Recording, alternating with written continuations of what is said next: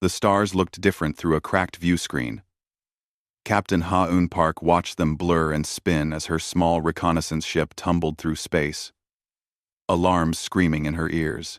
3 Vrexian hunter vessels surrounded her damaged craft, their weapons still glowing hot from the attack. She had been on a routine patrol near the Outer Rim colonies when they appeared. No warning. No chance to run. Just sudden violence from ships that should not have been in human territory. Ha-Un had fought back hard, managing to destroy one of their vessels and cripple another before her engines gave out. But it was not enough. The Vrexians were reptilian creatures, tall and covered in dark green scales. They were known across the galaxy for 2 things: their powerful military and their brutal interrogations. Every species that encountered them learned to fear their prison ships. Ha-Un knew what capture meant. She also knew she had no choice left. Her ship shuddered as a tractor beam locked onto the hull. Through the view screen, she watched the massive interrogation vessel grow larger. The ship was called the Silent Judgment, and its reputation was worse than its name. Prisoners who entered that vessel rarely came out the same.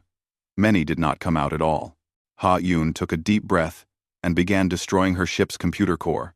She smashed the navigation data, wiped the communication logs, and broke every piece of equipment that might give the Vrexians useful information. When the boarding party cut through her airlock, they found her sitting calmly in the pilot's chair, hands visible and empty. The Vrexian soldiers were bigger than her by half. They wore black armor and carried weapons that hummed with energy. Their commander, a scarred veteran with yellow eyes, looked at her like she was an interesting insect. "Human," he said in rough standard language.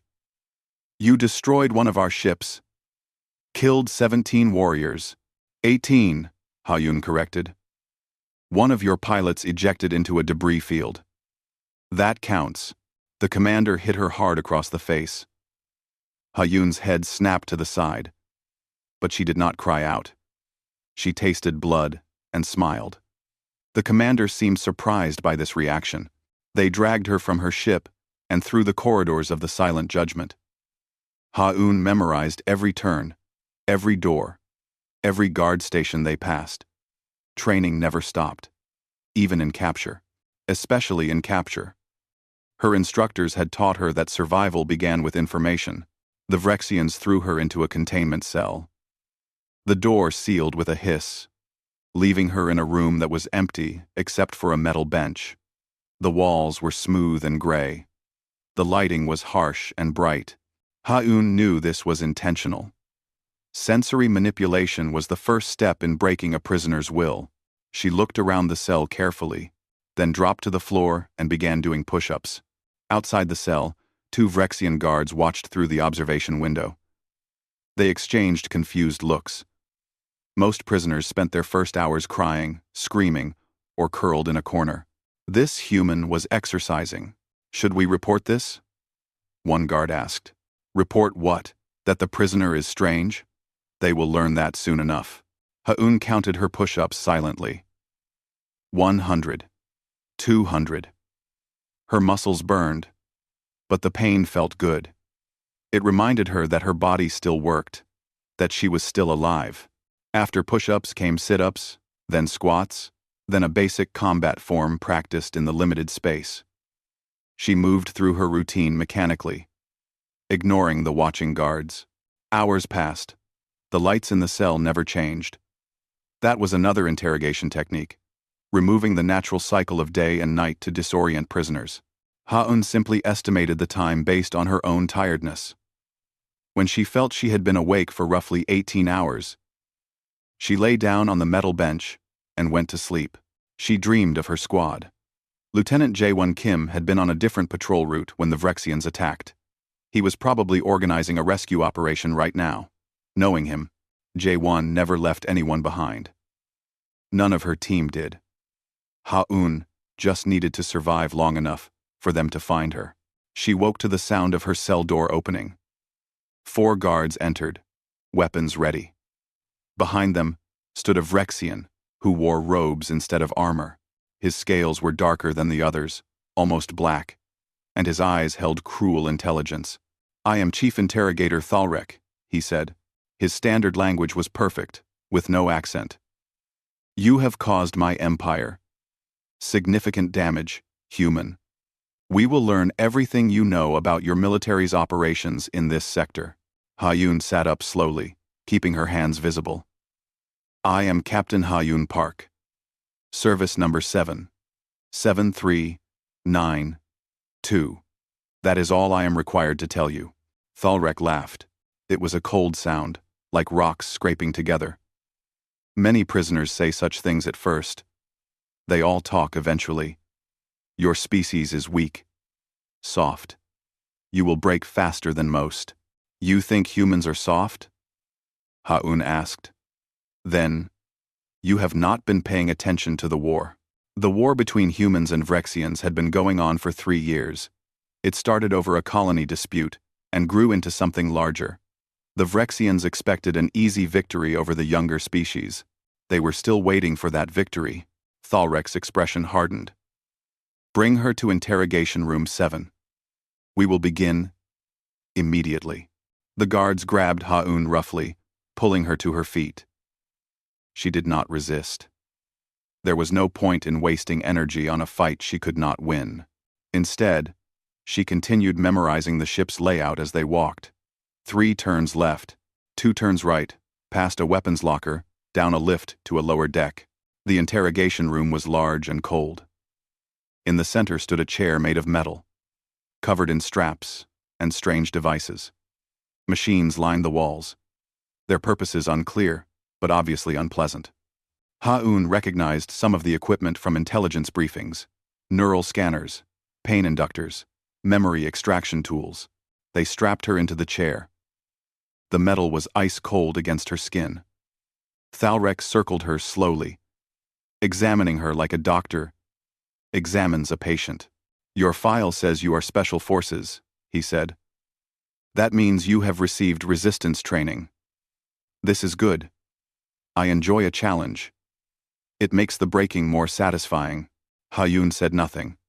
Another lesson from training. Do not give interrogators anything to work with. Not words, not emotions, not reactions. Thalrek nodded to a technician who began attaching sensors to Ha-Un's temples.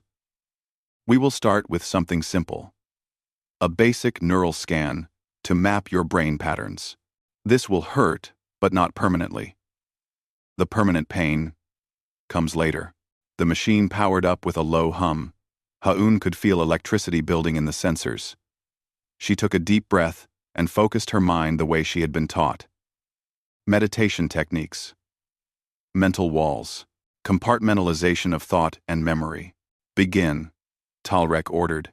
The technician activated the neural scanner. Energy surged into Ha-Un's brain. Pain exploded behind her eyes, white and burning. She gritted her teeth and held onto her mental disciplines.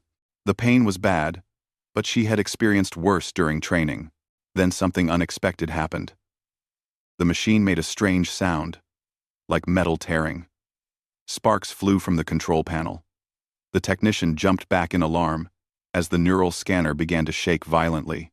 What is happening? Thalrek demanded. I do not know. The technician shouted. The feedback is all wrong. Her neural patterns are creating loops in the system. The machine exploded in a shower of sparks and smoke. Alarms began blaring throughout the room. Guards rushed forward to release Ha-Un from the chair, while the technician frantically worked to shut down the damaged equipment. Ha-Un coughed from the smoke, but she was smiling. Oops, she said. Was that expensive? Thalrek stared at the destroyed machine, then at Ha-Un, his expression caught between fury and confusion. In 30 years of interrogation work, he had never seen anything like this. The human had not even been trying to resist, yet somehow her mere presence had destroyed his equipment. Take her back to her cell, he ordered. I need to analyze what just happened. As the guards dragged her away, Ha-Un kept smiling. She had learned something valuable. Human biology was different enough from other species that Vrexian technology did not work properly on them. That was useful information. That might keep her alive. Back in her cell, She resumed her exercises. The guards watched with growing unease. This prisoner was not behaving like prisoners were supposed to behave. She should be broken, or at least frightened. Instead, she seemed almost cheerful. One guard finally spoke. "Do you think she knows something we do not?" The other guard watched Ha-Eun do pull-ups on the doorframe. "I think," he said slowly, "that we might have caught something dangerous." They had no idea how right they were. Thalrek spent the night analyzing the destroyed neural scanner. The machine was a complete loss. Melted circuits and fried processors throughout its core. The damage patterns made no sense. The scanner was designed to interface with any known neural structure in the galaxy. It had successfully mapped the minds of over 400 different species. Yet when connected to a single human, it had destroyed itself. The chief interrogator reviewed the data logs from the brief moment before the malfunction. Ha-Eun's brain activity showed patterns unlike anything in his database. Her neurons fired in complex sequences, creating feedback loops that the machine could not interpret. When the scanner tried to force compliance, Ha-Eun's own mental processes had turned the device's power back on itself. It was fascinating. It was also infuriating. Thalrek did not like mysteries. He especially did not like prisoners who complicated his work. In 3 decades of service, he had broken generals, spies, and resistance leaders from dozens of worlds. This human captain would not be the exception to his perfect record. He called his assistant.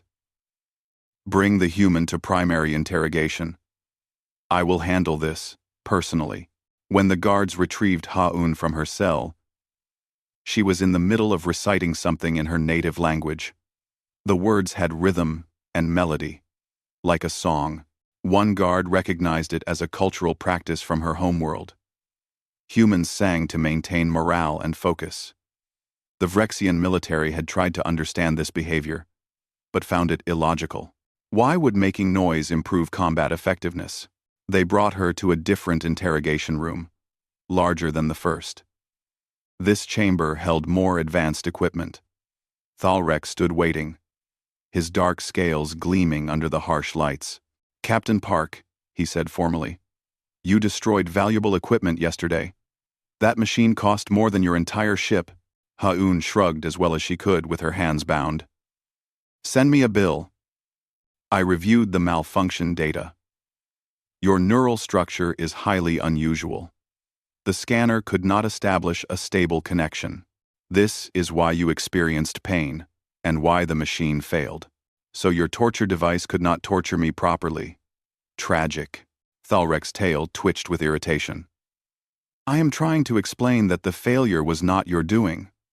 It was a technical incompatibility. Sure, sounded like I broke it though. The chief interrogator took a deep breath. Humans were frustrating to deal with. They used humor in situations where fear was appropriate. They challenged authority, even when helpless. These behaviors made no tactical sense, yet they persisted across the entire species. Today we will try something different, Thalrek continued. A more direct approach. Physical pain instead of neural manipulation. This technology is older but very reliable. There will be no malfunctions this time. Guards strapped Ha-Eun into a new chair. This one had metal contacts built into the arms and legs. She recognized the design from intelligence reports. It was a simple electric shock system. Crude, but effective. The machine would send current through her body in carefully calibrated pulses designed to cause maximum pain without permanent damage. Thalrek operated the controls himself. We will start with level 3. Most species find this unbearable. I want you to understand that resistance is pointless. Tell me about your patrol routes and this can stop. My patrol route was classified. Also boring. You would not be interested. The interrogator activated the machine. Electricity surged through the contacts. Ha-Eun's body went rigid as current flowed through her nervous system. Every muscle tensed. Her teeth clenched. Pain exploded across her senses, white-hot and overwhelming. But she did not scream. The shock lasted 10 seconds. When it ended, Ha-Yun slumped in the chair, breathing hard. Sweat covered her face. Her muscles twitched from the electrical discharge. Thalrek leaned forward. That was level 3. We can go much higher. Talk to me, Captain. Make this easier on yourself. Ha-Yun raised her head. Her voice was strained but steady. Is that all you got? My training instructors hit harder than that. It was not entirely true. The shock had been agonizing. But Ha-Yun had been trained to endure pain, to separate her mind from her body's suffering. More importantly, she had been trained to lie convincingly about how much something hurt. Thalrek's expression darkened. Level 5. The second shock was worse. Much worse. Ha-Yun's vision went white. She could feel her heart struggling against the electrical current. Some distant part of her mind tracked the duration. 15 seconds. When it ended, she gasped for air, her body shaking. Your species has pain receptors like any other, Thalrek said. You cannot endure this indefinitely. Give me the information I want. Ha-Yun started humming. It was the same tune she had been reciting in her cell, an old Korean folk song her grandmother had taught her. The melody helped her focus, gave her mind something to hold on to besides the pain. Stop that noise, Thalrek ordered. She hummed louder. I said stop. The chief interrogator hit her with level 7. The chair itself began to shake from the power surging through it. Ha-Yun's humming turned into a choked gasp. But as soon as the shock ended, she resumed the song. Thalrek stared at her with something approaching respect. This human had extraordinary pain tolerance.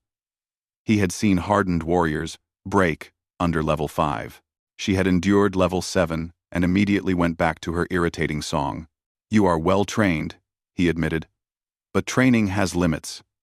Everyone breaks eventually. Everyone, Ha-Yun managed between breaths, except the ones who do not. The interrogator prepared to activate level 9. The highest safe setting. Before he could engage the machine, warning lights began flashing on the control panel. The system was overheating. Ha-Yun's body was absorbing the electrical shocks differently than expected, creating resistance patterns that stressed the equipment. A technician rushed over. Sir, the conductivity readings are wrong. Her muscle density is causing power buildup in the contacts. If we continue, the system might fail. Then fix it. I need time to recalibrate for human physiology.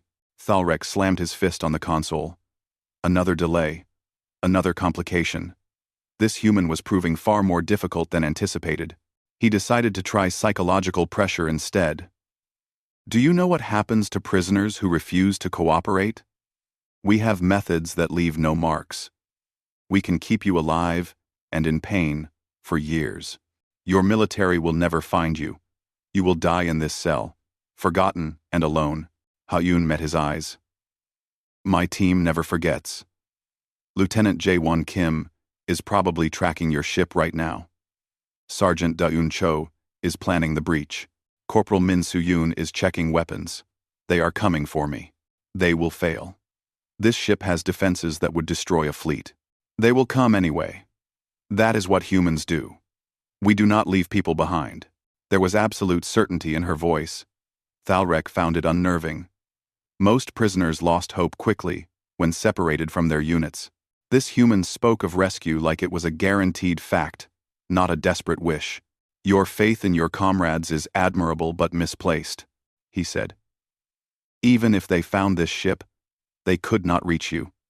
And even if they somehow breached our hull, they would be too late. You will have already given me everything I need to know. Ha-Yun started humming again. Thalrek's patience finally broke. Enough! Take her back to her cell. I will design new protocols specifically for human interrogation.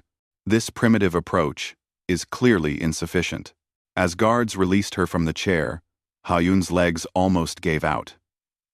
The shocks had done more damage than she wanted to admit. But she forced herself to walk upright, refusing to show weakness. Back in her cell, she collapsed on the metal bench. Her muscles ached, her nervous system felt burned out, but she was still conscious, still sane, still herself. The cell door opened again an hour later. A different Vrexian entered, younger than Thalrek, wearing the insignia of a medical officer. "I am here to examine you," the doctor said. "To ensure you survive for tomorrow's interrogation." How thoughtful. The examination was quick and professional. The doctor scanned her vital signs, checked for nerve damage, and applied a medication that would help her body recover from the electrical shocks. "You are remarkably resilient," the doctor observed. "Most species would require days to recover from what you endured. Your file says you will be ready for more questioning tomorrow." "Cannot wait." The doctor hesitated at the door. "Why do you resist?" Chief Interrogator Thalrek always succeeds eventually. "You are only prolonging your own suffering." Ha'un sat up slowly. "Because every day I resist is another day my people have to find me. Every machine I break is one less tool you can use on the next prisoner. And because I am a human, we are very stubborn." The doctor left without responding. Ha'un lay back down and began her mental exercises. She reviewed everything she had learned. The ship's layout, the guard rotations, the weaknesses in Vrexian interrogation technology. Information was armor. Knowledge was a weapon. Outside her cell, the guards talked in low voices. "Thalrek is angry. He has never taken this long to break a prisoner. The human is strange. She should be begging for mercy. Instead she sings, 'I heard she destroyed the neural scanner just by being connected to it.' That is impossible. I saw the damage report." "It is true. I saw." They looked through the observation window at Ha'un, who had resumed her exercises despite obvious exhaustion. There was something deeply unsettling about her refusal to surrender. In his private quarters, Thalrek reviewed human military files. He studied their training methods, their psychological profiles, their cultural practices. Humans were a young species, barely 2 centuries into space travel. Yet they fought with a ferocity that had shocked the Vrexian military command. The files mentioned something called resistance to interrogation training. Apparently, human soldiers were deliberately subjected to torture during their preparation for combat. They learned to endure pain, to resist psychological manipulation, to maintain silence even under extreme duress. It was barbaric. It was also effective. Thalrek began designing new interrogation protocols. If humans could be trained to resist, they could also be trained to break. He just needed to find the right approach. Every species had a weakness. He would find humanity's weakness and exploit it ruthlessly. Tomorrow would be different.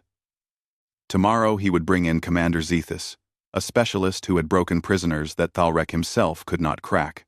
Together, they would tear apart this human's resistance and extract every secret she held. Captain Ha-Yun Park would learn that stubbornness was not enough, that humor could not protect against true expertise, that even humans could be broken. Thalrek fell asleep, confident in this belief. He had no idea how wrong he was. Commander Zethus arrived on the Silent Judgment during the night cycle. He was smaller than most Vrexians, with pale gray scales and eyes that seemed to look through things rather than at them. Where Thalrek used intimidation and force, Zethus used precision and understanding. He had spent 40 years studying the psychology of different species, learning what made each one vulnerable. Thalrek met him in the command briefing room. "Thank you for coming so quickly. You said you had an unusual prisoner." "I am intrigued." Zethus reviewed the data on his tablet. "A human. Female. Military captain. She has resisted you for 3 days now." "That is impressive. She destroyed a neural scanner and forced me to shut down the shock treatment system. Her physiology is incompatible with standard interrogation equipment." Zethus smiled. "Then we do not use equipment. We use her own mind against her." Zethus. They walked to Ha'un's cell. Through the observation window, they watched her doing exercises in the cramped space, push-ups, squats, and movements that looked like combat practice. Her body was covered in bruises from the shock treatments, but her movements remained strong and controlled. She maintains military discipline, even in captivity, Zethus observed. This gives her structure and purpose. We need to remove that foundation. Make her doubt herself. Break down her mental defenses from the inside. I have tried psychological approaches, she responds with humor. Humor is a defense mechanism. It means we are getting close to something she wants to protect. Zethus tapped his tablet, pulling up human psychological profiles. Humans evolved as social creatures. They fear isolation and loss more than physical pain. We will exploit that. They brought Hayun to a new interrogation chamber. This room was different from the others. The walls were black and smooth, like glass. Strange devices covered the ceiling, projecting pale blue light that made the space feel unreal. Ha-Un recognized the setup from intelligence briefings. Fear simulation technology. The Vrexians had stolen it from a species called the Neither and improved it significantly. The system could scan a subject's brain, identify their deepest fears, and project them as realistic hallucinations. Captain Park, Zethus said pleasantly. I am Commander Zethus. Chief Interrogator Thalrek has told me about your resistance. Very impressive work. Thanks. I have been practicing. I am sure you have. Human military training is quite thorough. But training can only prepare you for expected scenarios. What I do is create the unexpected. Guards strapped her into a chair in the room's center. Unlike the shock chair, this one was almost comfortable. Soft restraints instead of metal cuffs. The temperature was pleasant. Zethus wanted her calm and relaxed. Fear simulation worked best when the subject was not already stressed. This will not hurt, Zethus explained. The system will simply show you images. All you need to do is watch. If you want it to stop, you simply tell me about your patrol routes, your squad's location, and your mission parameters. Or I could watch your show and tell you nothing. That seems easier. Zethus smiled. We will see. He activated the system. Scanners descended from the ceiling, surrounding Ha-Un's head with pale light. She felt a tingling sensation as the machine analyzed her brain patterns, searching for neural markers associated with fear and anxiety. The room around her began to change. The walls seemed to melt away. Suddenly, she was standing on a narrow bridge over an endless drop. The bridge swayed in wind she could not feel. Far below, darkness waited. Heights. The machine had identified that she disliked heights. Ha-Un's heart rate increased slightly. The bridge looked incredibly real. Her brain insisted that one wrong step would send her falling. But she knew it was an illusion. She closed her eyes and took slow breaths. That is good, Zethus said, his voice coming from everywhere and nowhere. You recognize it is not real. But your body does not know that. Your fear response is already active. No. No. No. No. The scene changed. Now she was in a burning building. Flames surrounded her, heat pressing against her skin. Smoke filled her lungs. She could hear the structure collapsing. Fire. A common fear. Ha-Un coughed from the realistic smoke. The heat felt genuine, but something was wrong with the simulation. The flames did not move correctly. The physics were off. She had been in real fires during urban combat training. This was close, but not quite right. Your fire is wrong, she said out loud. Flames do not spread that way in zero-gravity environments. And the smoke should be thicker. There was a pause. Zethus had not expected critical analysis. Most subjects were too overwhelmed by fear to notice technical details. The scene shifted again. Water. She was underwater, sinking into darkness. Her lungs burned. Pressure crushed her chest. The surface was far above, impossibly distant. Drowning. Another universal fear. Ha-Un held her breath by reflex, even knowing it was fake. The sensation was overwhelming. Her body screamed for air. Panic clawed at the edges of her mind. But she had trained in underwater survival. She knew how to control the panic response. She started counting in her head. 1, 2, 3. Focus on numbers instead of fear. 4, 5, 6. The water was not real. 7, 8, 9. Her lungs were fine. After 2 minutes, she opened her mouth and breathed normally. The simulation could not actually suffocate her. Zethys watched the readings with growing frustration. Ha-Un's fear response was activating, but she was managing it too well. Her training was counteracting his simulations. He decided to escalate. You are handling scenario fears well. Let us try something more personal. The water disappeared. Ha-Un found herself in a military medical bay. On the table in front of her lay Lieutenant Jae-won Kim. He was injured badly, bleeding from multiple wounds. His eyes found hers. Ha-Un, he whispered. Why did you leave me? Why did you not come back? Her chest tightened. This was different from fire or water. This attacked her emotions directly. Guilt, responsibility, the fear of failing her team, but something was still wrong. Jae-won would never say those words. He understood that sometimes soldiers got separated. He would not blame her for being captured. Nice try, Ha-Un said. But you do not know Jae-won. He would be making jokes right now, telling me the food in medical is terrible. The simulation flickered. Zethys adjusted his approach. Now the medical bay filled with more injured soldiers.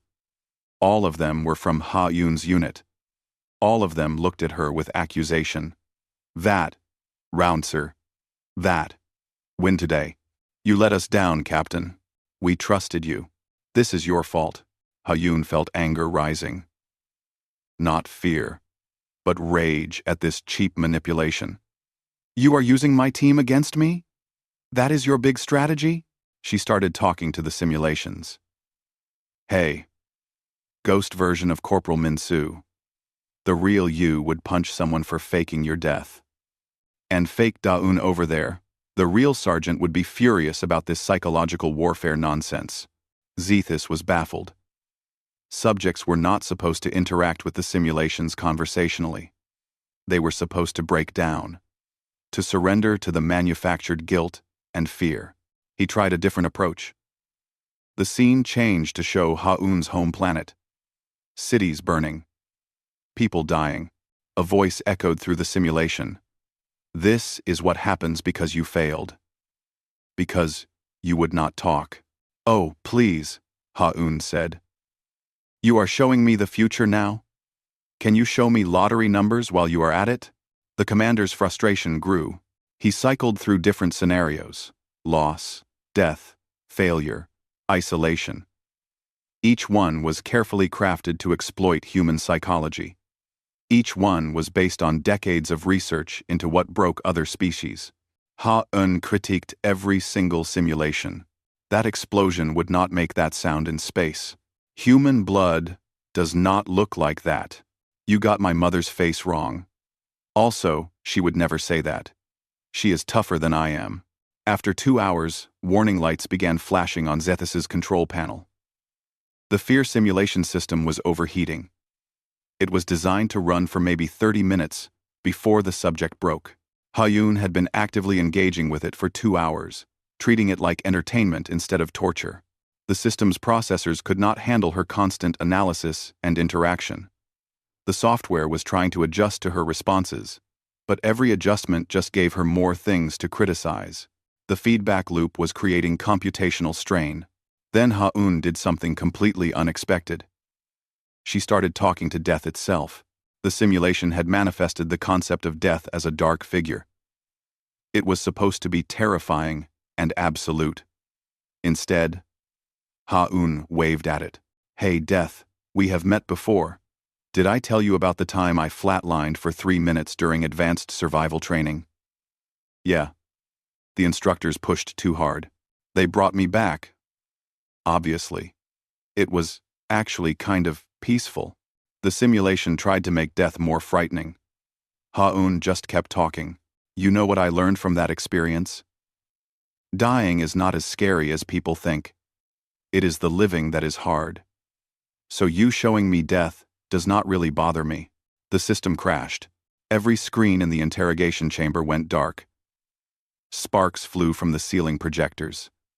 The simulation collapsed entirely, leaving Ha-Un sitting in her chair in an ordinary black room. Zethus stared at his dead control panel in disbelief. The Fear simulation system was custom-built, worth more than a small warship. It had successfully broken over 1,000 prisoners from hundreds of species, and this human had crashed it by being too analytical and too conversational. Thalrek entered the chamber, having watched the entire session from observation. What happened? The system could not process her responses. She treated the simulations like conversation partners instead of threats. The processing loops created cascading failures. Zethus looked at Ha-Un with something like awe. I have never seen anything like this. Ha-Un smiled tiredly. So, that is 2 machines I have broken? 3? I am losing count. Take her back to her cell, Zethus ordered. I need time to analyze this data. As guards escorted her away, Ha-Un overheard Thalrek and Zethus talking. Can she be broken? Thalrek asked. I do not know, Zethus admitted. Her psychology is unlike anything I have studied. She uses humor as a weapon. She intellectualizes fear. She has been trained to such an extreme degree that normal interrogation methods do not work. Then, what do you recommend? We need something that bypasses her training entirely. Something that attacks the will to live itself. Ha-Un was returned to her cell. She immediately resumed her exercises, though her body protested from exhaustion. The guards watched nervously.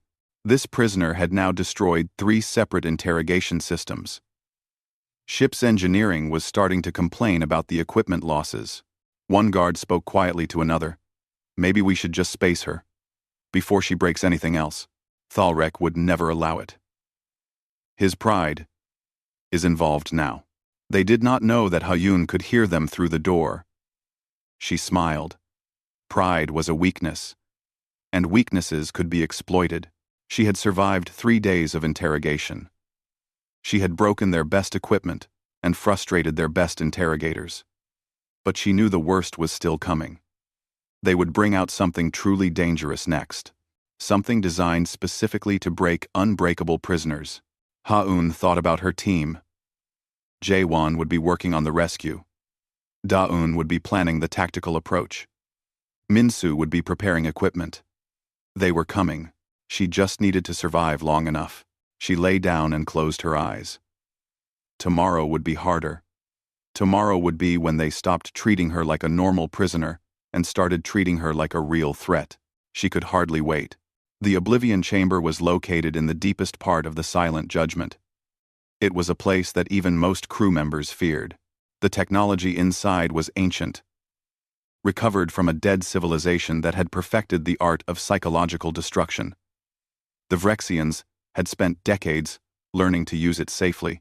Thalrek stood outside the chamber, reviewing the access protocols. Are you certain about this? He asked Zethus. She has resisted everything else. The Oblivion Chamber has never failed to break a subject. It is also dangerous.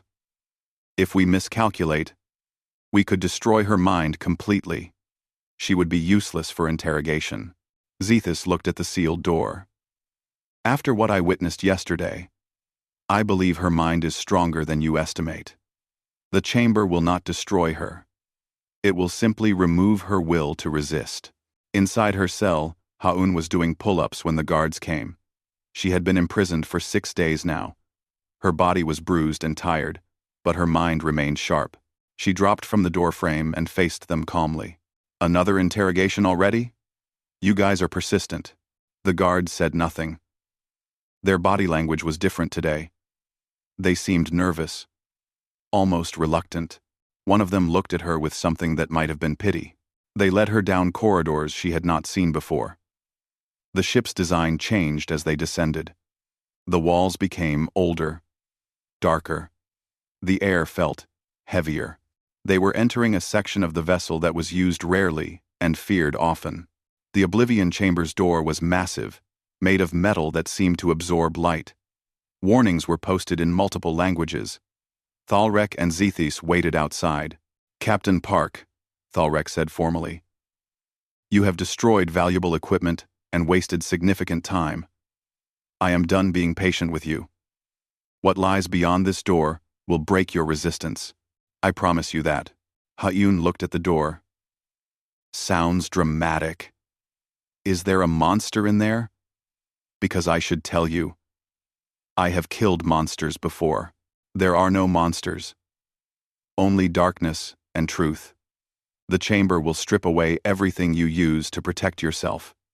Your humor, your training, your sense of purpose. When you emerge, you will beg to tell me everything. Well, that is concerning. But I have been concerned before." They opened the massive door. Beyond was a chamber completely black, as if light itself refused to enter. In the center was a chair, and surrounding it were machines covered in strange symbols. Guards strapped Ha'un into the chair. The restraints were gentle, but unbreakable. Sensors attached to her head, her chest, her wrists. The equipment felt old and cold, like something that had witnessed too much suffering. Zethys operated the controls personally. The chamber works by removing all sensory input while simultaneously attacking your neurochemical balance. You will exist in absolute darkness and silence. No sight, no sound, no sense of touch or time.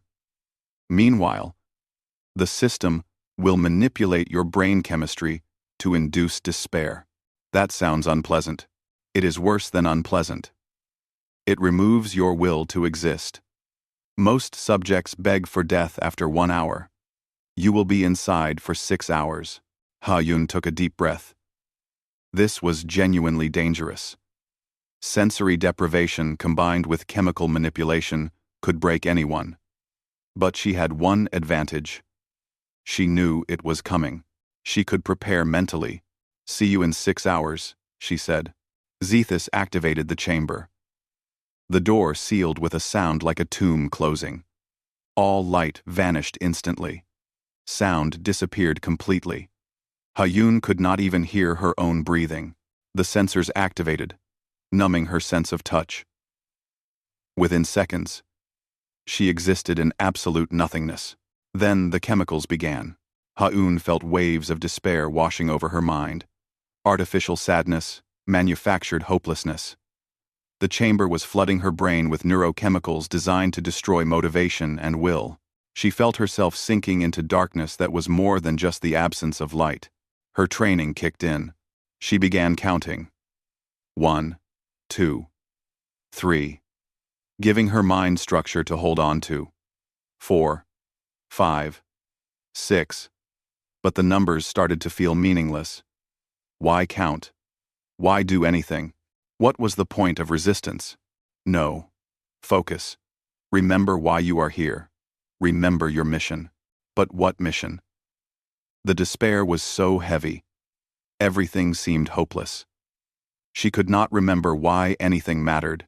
Ha'un felt herself sliding toward complete surrender. This was worse than pain. Pain you could fight against. This was the absence of everything worth fighting for. Then something unexpected happened. In the absolute silence and darkness, Ha'yun's mind began to adapt. Human brains were incredibly flexible, evolved to handle diverse environments and unexpected situations. When given nothing, her mind started creating its own structure. She remembered a meditation technique taught during survival training. Instead of fighting the sensory deprivation, she embraced it. She let go of the need for external stimulation and focused inward. The artificial despair was still there, but Ha-Yun began recognizing it as artificial. These were not her real emotions. They were chemicals trying to trick her brain. Once she understood that, she could observe them without being controlled by them. Hours passed, maybe. Time had no meaning in the void. Ha-Un drifted in a state that was not quite consciousness and not quite sleep. She found a strange peace in the absolute nothing. Her mind, freed from external input, began to organize itself. She thought about her life, her training, her squad, but not with the desperate attachment that the chamber expected. She simply observed these memories like watching clouds pass. They were important, but they did not define her entire existence. The chamber was designed to destroy the self by removing all external reference points, but Ha-Un discovered something the designers had not anticipated. When you removed everything external, what remained was the core self. And that core was stronger than any chemical manipulation.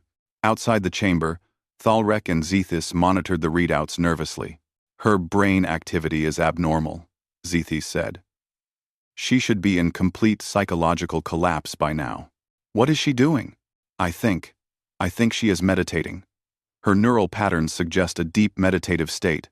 Thalrek could not believe it. "That is impossible. The chamber prevents meditation. It prevents all mental discipline. Apparently not with humans. Look at these readings. Her stress hormones are actually decreasing. She is adapting to the deprivation. If you want today, C1, are over. AT. 6 hours passed. The chamber door opened. Guards rushed in to extract what they expected to be a broken, weeping prisoner. Instead, they found Ha-Un sitting calmly in the chair, her eyes closed, breathing slowly and evenly. When they released the restraints, she opened her eyes and smiled. "That was actually kind of nice. Best sleep I have had in weeks. Do you rent these things out?" Thalrek stared at her in shock. "You were supposed to be broken, destroyed, begging for mercy." Ha-Un stood up slowly, stretching her muscles. "Yeah, that did not happen. Sorry to disappoint. The void is pretty relaxing once you get used to it." "That is impossible." "Apparently not. Maybe you should update your equipment manual." Zethys examined the data logs frantically. Her neural patterns show she achieved a state similar to advanced meditation practices. She used the sensory deprivation to quiet her mind, instead of being destroyed by it. A guard grabbed Ha-Un's arm to escort her back to her cell. She was tired from the experience, but not broken. As they walked, she stumbled slightly. The guard steadied her, and in that moment of contact, Ha-Un's hand brushed against the Oblivion Chamber's control panel. Her biometric sensors were still connected to the system. The touch created a brief connection. At the same instant, adrenaline from her movement surged through her body. The chamber's equipment, designed to manipulate neurochemicals, suddenly received a massive feedback spike from her elevated biochemistry. Alarms began blaring. The control panel exploded in a shower of sparks. The entire chamber began to shake as cascade failures spread through the ancient machinery. "Get her out," Zethys shouted. Guards dragged Ha-Un into the corridor as the Oblivion Chamber tore itself apart. Explosions rippled through the walls. The damage spread to adjacent decks. Emergency bulkheads sealed automatically to prevent atmosphere loss. When the chaos settled, Thalrek stood in the corridor, staring at the destroyed chamber. Smoke poured from the doorway. The ancient technology was completely ruined. 3 decks had sustained damage. 17 crew members were injured. The ship's chief engineer arrived, furious. That chamber was irreplaceable. The technology was thousands of years old. We do not even fully understand how it worked. Ha-Un sat on the floor, catching her breath. "Oops." Thalrek turned to her slowly. "You destroyed the Oblivion Chamber. I did not mean to. Your guard pushed me into the controls. You are not just resistant to interrogation. You are dangerous to interrogate. Every system we use on you fails catastrophically." The chief engineer pulled up damage reports on his tablet. "Sir." Her biometric feedback created resonance patterns in the chamber's chemical injection system. The ancient machinery could not handle human neurological responses. It was never designed for a species like them. Zethys shook his head in disbelief. I have interrogated over 300 species. I have broken generals, and spies, and resistance leaders, and this one human defeats me by being physiologically incompatible with our methods. Ha-Un looked up at them.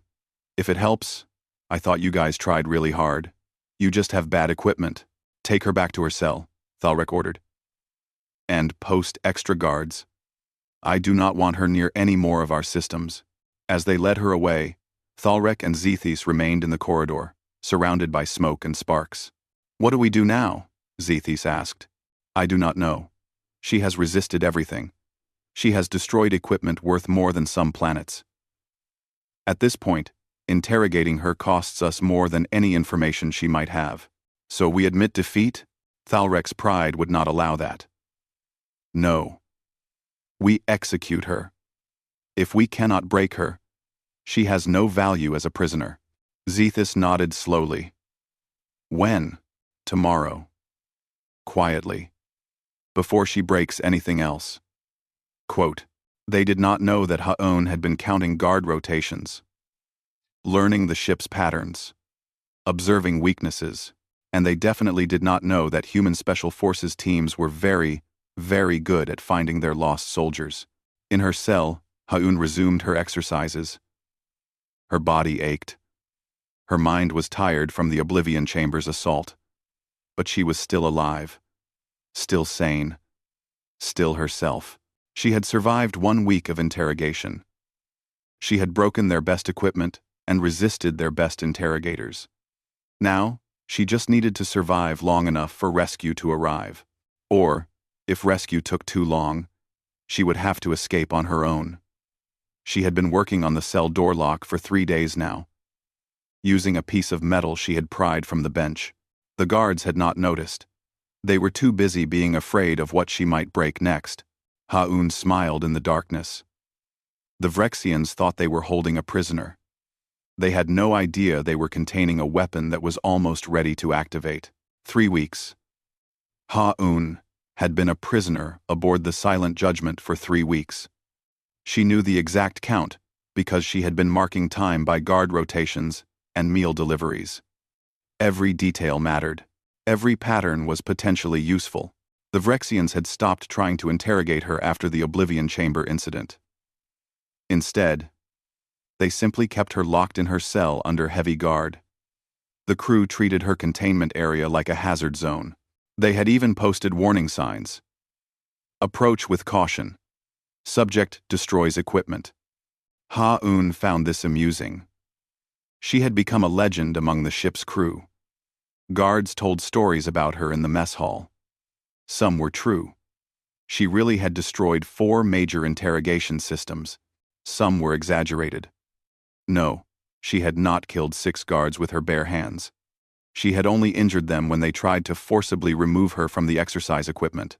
On the 22nd day, Thalrek visited her cell. He stood outside the observation window, studying her like a scientist examining a dangerous specimen. You have cost my ship significant resources, he said through the intercom. The High Command has ordered your execution. You will be terminated tomorrow morning. Ha-Un continued her push-ups. That seems like poor resource management. You already spent all that effort capturing me. You have proven impossible to interrogate. Therefore, you have no value. I think you are just embarrassed. Your perfect record has a blemish now. Thalrek's tail lashed in anger. I have broken thousands of prisoners. You are simply an anomaly. A biological incompatibility with our methods. Sure, keep telling yourself that. Ha-Un finished her set and stood up. Can I ask you something? Did you ever consider that maybe your methods are just bad? That torture does not actually work very well? Our methods work on every other species in the galaxy. Exactly. Every other species. But you found one that is different. And instead of adapting, you are just going to kill me. That is not very scientific. The chief interrogator stared at her for a long moment. You are remarkably calm for someone facing execution. I have faced death before. It never sticks. Thalrek left without responding. Ha-Un watched him go, then returned to her work on the cell door lock. She was close now. Another hour, maybe 2, and she would have it open. What the Vrexians did not know was that Ha-Un had been preparing for this moment since her first day of capture. She had memorized the ship's layout. She knew where the armory was located. She knew the guard shift changes. She knew which corridors had the least security. More importantly, she had faith in her team. If they had not found her yet, they were close. She could feel it. She was right. 400 kilometers from the Silent Judgment, a small human strike craft drifted silently in space. Inside, Sergeant Da-Un Cho reviewed tactical displays, while Lieutenant Jae-won Kim coordinated with their ship's pilot. "We have been tracking this vessel for 18 days, Da-Un said. Their patrol pattern is consistent. They pass near this asteroid field every 6 hours. Corporal Min Soo-yoon checked his weapons. So we hit them on the next pass? Yes. Fast insertion. Get to Ha-Yoon's location and extract before they can mount an effective defense." Jae-won studied the ship's schematics they had stolen from a Vrexian database. She should be held in the detention level. Section 7. That is deep in the ship. Then we go deep. Da-Un looked at her squad. Ha-Un has survived 3 weeks in Vrexian custody. That means she is still fighting. We do not leave her there 1 more day. Min-soo grinned. The captain is probably driving them crazy. I bet she has made jokes about all their torture equipment. If I know Ha-Un, she has done worse than make jokes. She has probably broken half their interrogation systems just by being herself. They did not know how accurate that guess was. The strike craft moved into position. They waited for the Silent Judgment to enter the asteroid field, where the space rocks would interfere with sensors. When the moment came, they accelerated hard, using the asteroids as cover. The human ship clamped onto the Vrexian vessel's hull like a parasite. Cutting torches began slicing through the armor. Alarms blared throughout the Silent Judgment as sensors detected the breach. "We are being boarded," a Vrexian security officer shouted. "Deck 12. Section 4. Thalrek rushed to the command center. "How many attackers?" "Scanners show 3, maybe 4. "Small strike team. 4? They sent 4 soldiers to attack a warship?" Thalrek could not believe it. "What species is foolish enough to attempt this?" "Bio signs indicate human." The chief interrogator understood immediately. "They are here for Captain Park. Lock down the detention level. Seal all access points. Mobilize all security forces." In her cell, Ha-Un heard the alarms and smiled. "Finally. Took you long enough, J1. She pulled the piece of metal from her hiding spot and went to work on the lock. Within 30 seconds, she heard the mechanism click. The cell door slid open. She had been ready to escape for 2 days now, just waiting for the right moment. A rescue operation was the perfect distraction. Guards in the corridor turned in shock as Ha-Un walked out of her supposedly secure cell. Before they could react, she was on them. 3 weeks of exercise in confinement had kept her sharp. The guards went down hard, surprised by her speed and ferocity. Ha-Un took a weapon from one of the unconscious guards and ran toward the armory. She knew every turn, every corridor. The ship's layout was burned into her memory. Meanwhile, Da-Un's team was fighting through the ship's defenders. The Vrexians had numbers, but the humans had surprise and superior training. They moved like a single organism, covering each other perfectly. "Detention level is locked down," J1 reported, checking his tactical display. "We need to find another route." Then we make a route," Da-Un said, pulling out breaching charges. They blew through 3 bulkheads, moving steadily toward Ha-Yoon's last known location. Vrexian soldiers tried to stop them, but were outmatched. Human special forces trained for exactly this kind of operation. Ha-Un reached the armory to find it sealed. She shot the lock mechanism with the stolen weapon. The door still did not open. Frustrated, she looked around for another option and spotted an access panel.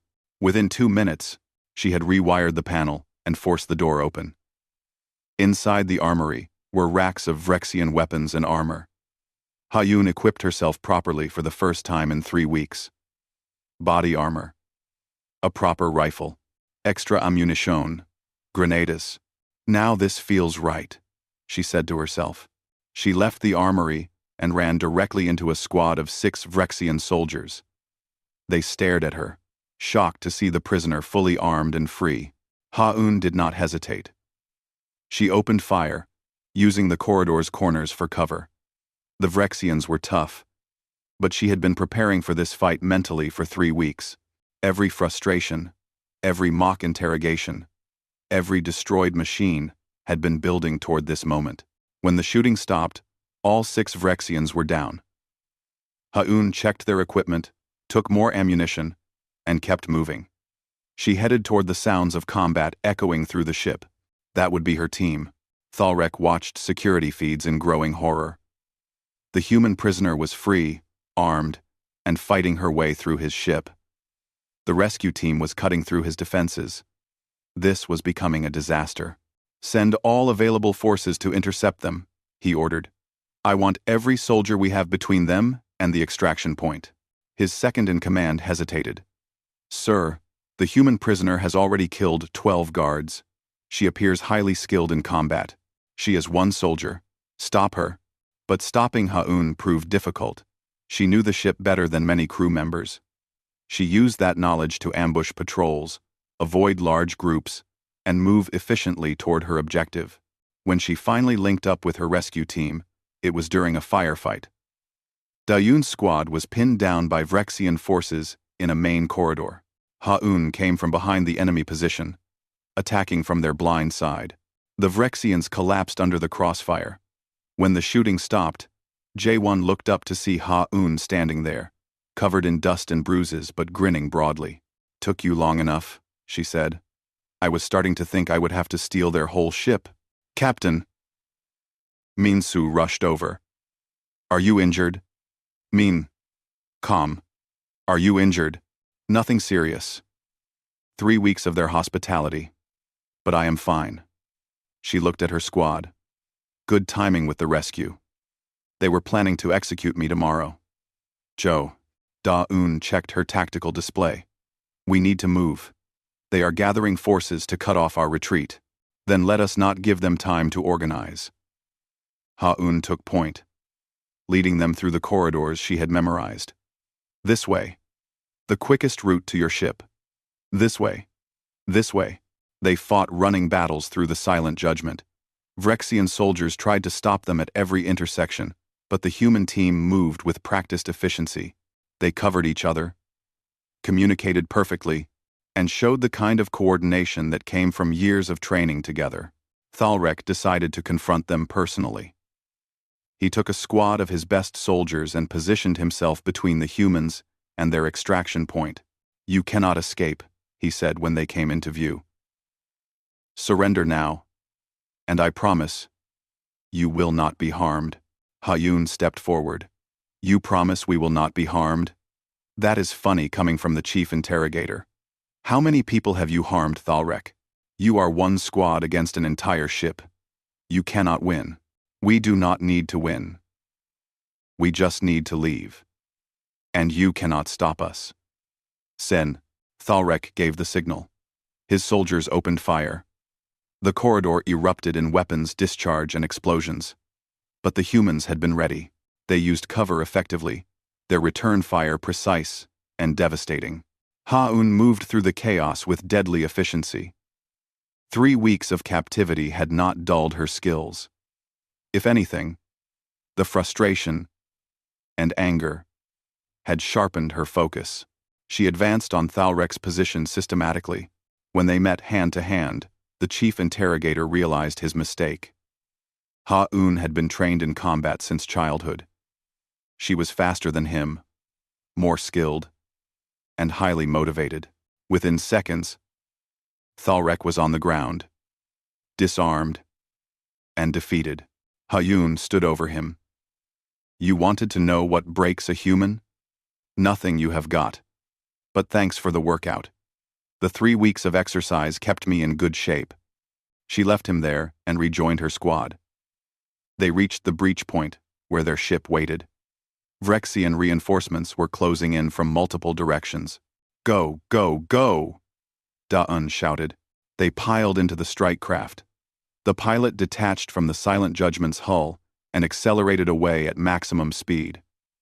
Vrexian fighters launched in pursuit, but the human ship was faster and more maneuverable. Within minutes, they had escaped into friendly space.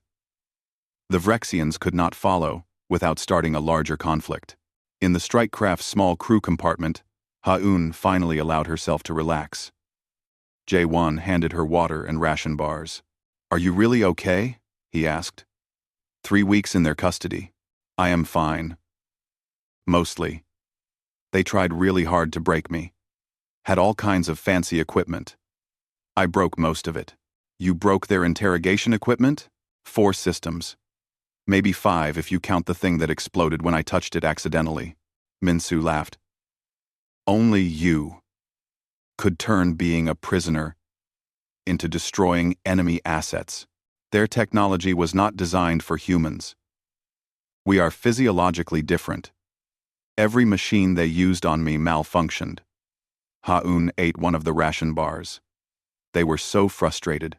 It was actually kind of satisfying. Da'un smiled. You realize this is going to become a legend, right? The human prisoner who could not be broken. I just did my job, survived, resisted, caused problems. Basic prisoner of war protocol. But it was more than that, and everyone in the squad knew it. Ha'un had survived 3 weeks in conditions designed to break the strongest wills. She had resisted interrogation methods that had successfully broken thousands of prisoners from hundreds of species, and she had done it while maintaining her sense of humor and her dignity. When they reached human military command, the debriefing took hours. Intelligence officers wanted every detail about Vrexian interrogation methods, ship layouts, and security procedures.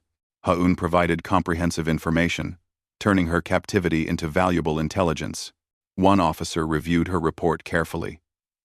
Captain, according to this, you destroyed a neural scanner, a shock treatment system, a fear simulation system, and something called an oblivion chamber? Yes, sir. The first 3 were incompatible with human neurology. The 4th was an accident. Mostly. The Vrexians will have to reconsider their interrogation methods for human prisoners. Good. Maybe they will just stop taking prisoners altogether. Would save everyone time. The intelligence officer smiled. Your resistance has provided valuable information. The Vrexian Empire now knows that conventional interrogation does not work on humans. That significantly changes their strategic calculations. Ha'un was awarded a decoration for her resistance and survival, but she did not think of herself as a hero. She had just done what any soldier would do: survive, resist, and never give up. Within weeks, word spread through the galaxy. The story grew with each telling. A human prisoner who broke unbreakable interrogation systems. A soldier who could not be destroyed by torture designed to break any mind. A species that was tougher than anyone had realized. The Vrexian Empire quietly added humans to their do not capture list. The potential intelligence gained was not worth the resources lost trying to extract it. Other species took note. Humanity's reputation grew. 2 months after her rescue, Ha'un was cleared for duty. She immediately volunteered for the next dangerous mission. Her squad gathered for a drink before deployment. To Ha'un, J1 toasted. Who survived 3 weeks of hell and came back making jokes? I was not making jokes the whole time, Ha'un protested. Sometimes I was breaking expensive equipment. Were you scared at all? Minsu asked. Ha'un considered the question seriously. Scared? Not really. Annoyed? Absolutely. Their machines had terrible warranties. Everything broke so easily. They laughed. But there was truth beneath the humor. Ha'un had been tested to her limits and found that those limits were further than anyone expected. She had proven that human resilience was not just physical, but mental, emotional, and spiritual. The legend spread further. In bars across human space, soldiers told the story of Captain Ha-Un Park, the prisoner who broke her interrogators. In alien territories, species whispered about the humans who could not be broken, who laughed in the face of torture, who turned captivity into a weapon. The Vrexian Empire learned a valuable lesson. Technology and brutality were not enough to defeat an enemy. Some species could not be broken by conventional means. Some soldiers would resist until their last breath. And humanity was proving to be exactly that kind of species. Years later, when historians studied the human-Vrexian conflict, they would point to Ha-Un's captivity as a turning point. The moment when other species realized that humans were not just physically tough but mentally unbreakable. The moment when humanity's reputation as survivors became galactic knowledge. But for Ha-Un and her squad, it was simply another mission completed, another challenge overcome, another day serving together. They raised their glasses one more time. To the team, Ha-Un said. To the team, they responded in unison. And somewhere in deep space, aboard the Silent Judgment, Thalrek stared at damaged equipment and revised reports. He had spent 30 years perfecting his interrogation methods. One human had proven them all inadequate. He updated his files with a new entry. Humans are psychologically resistant to standard interrogation. Recommend avoiding capture, when possible. If capture is necessary, assume any information extracted will cost more than it is worth. It was the closest thing to an admission of defeat he could write. Ha-Un Park never knew about that report. She was too busy planning the next mission, training with her squad, and living up to humanity's growing reputation as the species that refused to be broken. The galaxy was learning what humanity had always known. You cannot break what refuses to bend. You cannot defeat what refuses to surrender. And you definitely cannot interrogate someone who treats your torture devices like faulty machinery. The legend of the human prisoner spread across the stars, growing with each telling. And every time it was told, the same conclusion was reached. Never underestimate humanity. They might look soft, but they are made of something stronger than steel. They are made of will, humor, and absolute stubborn refusal to quit. And that, the galaxy learned, was more powerful than any weapon.